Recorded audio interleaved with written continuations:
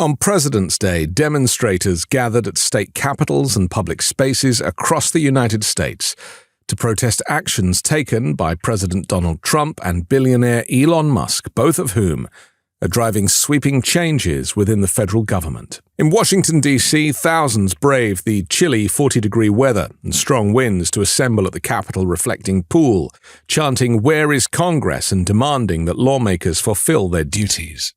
The rallies were organized by the D.C. chapter of the 50-51 movement, a nationwide protest initiative advocating against what it describes as anti-democratic and illegal actions by the Trump regime. A key organizer, known as POTUS Black, urged attendees to remain united in their fight to uphold the Constitution.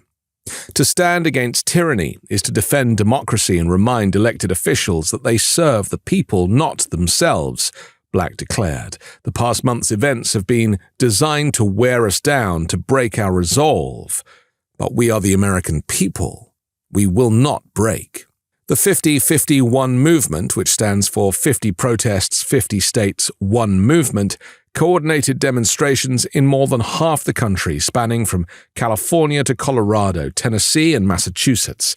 Protesters voiced opposition to executive overreach, mass firings, and immigration policies, while also targeting Musk's involvement in the administration.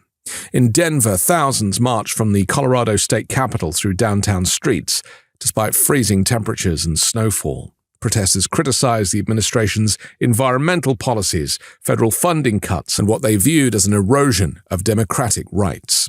Similar demonstrations took place in cities such as Colorado Springs and Grand Junction, as well as near Rocky Mountain National Park. Trump's recent executive actions have dismantled government agencies without congressional approval, overhauled immigration policies, and resulted in mass layoffs of federal workers. Last week alone, over 10,000 government employees were dismissed. Additionally, he's attempted to remove FBI agents involved in the January 6 investigation and defended his actions by stating that he who saves his country does not violate any law. The same quote was issued by Anders Breivik, who carried out the 2011 Norway attacks, killing 69 participants of a Workers' Youth League summer camp in a mass shooting on the island of Utoya. He posted the same quote as part of his white supremacist manifesto. In California, protesters convened in downtown Long Beach for a Not My President rally. Waving American and Mexican flags, they held signs reading, "Impeach Trump," and "Felon plus Elon equals treason," and "I've seen smarter cabinets at IKEA." Demonstrators expressed frustration over executive orders affecting climate policy, immigration, and reproductive rights. Hundreds of additional protests are planned outside congressional offices and Tesla dealerships, aiming to pressure lawmakers during their recess. While the opposition has not yet reached the scale of protests seen after Trump's first inauguration, a coalition of progressive activists and Democratic organizers is rallying against Musk's growing influence as Trump's top advisor. Ezra Levin, co-founder of the progressive group Indivisible, called Musk a weak link in the MAGA coalition, arguing that nothing polls worse than the richest man in the world coming after your social security checks or Meals on Wheels. Indivisible, which has over 1,300 local chapters, has been mobilizing members to demonstrate at congressional offices and Tesla locations. The group issued a guide advising protesters to remain on public property, avoid disrupting business operations, and keep the focus on Musk's political role rather than his company's.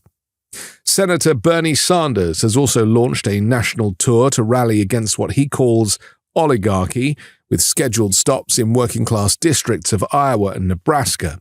Meanwhile, newly elected Democratic National Committee Chair Ken Martin plans to visit Pennsylvania, Texas, Illinois, Wisconsin, and Missouri to meet with local officials and labor leaders. Democratic lawmakers are using their congressional recess to engage with constituents and highlight what they see as the harmful impact of Trump and Musk's actions.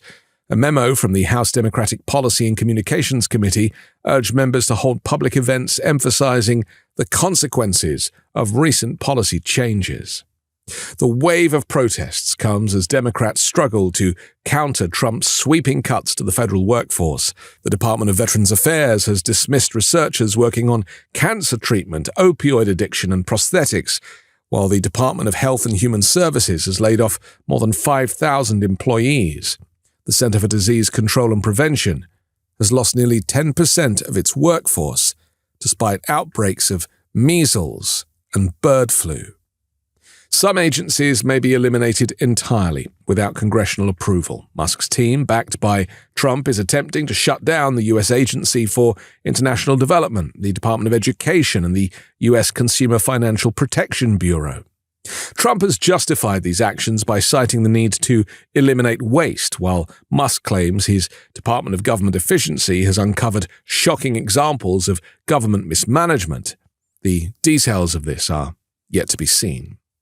Despite acknowledging some missteps, Musk has defended his aggressive push to reshape the federal government.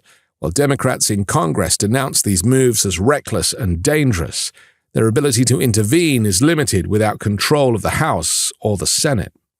For many Americans, peaceful protest remains one of the last tools available to push back. And if history is any indicator, Trump takes notice when public dissatisfaction grows. I'm Anthony Davis. You can find me on the 5 Minute News YouTube channel and podcast, on Wednesdays co-hosting Uncovered, and on Sunday on The Weekend Show with MeidasTouch. Can't get enough Meidas? Check out the Meidas Plus Substack for ad-free articles, reports, podcasts, daily recaps from Ron Filipkowski, and more. Sign up for free now at MeidasPlus.com.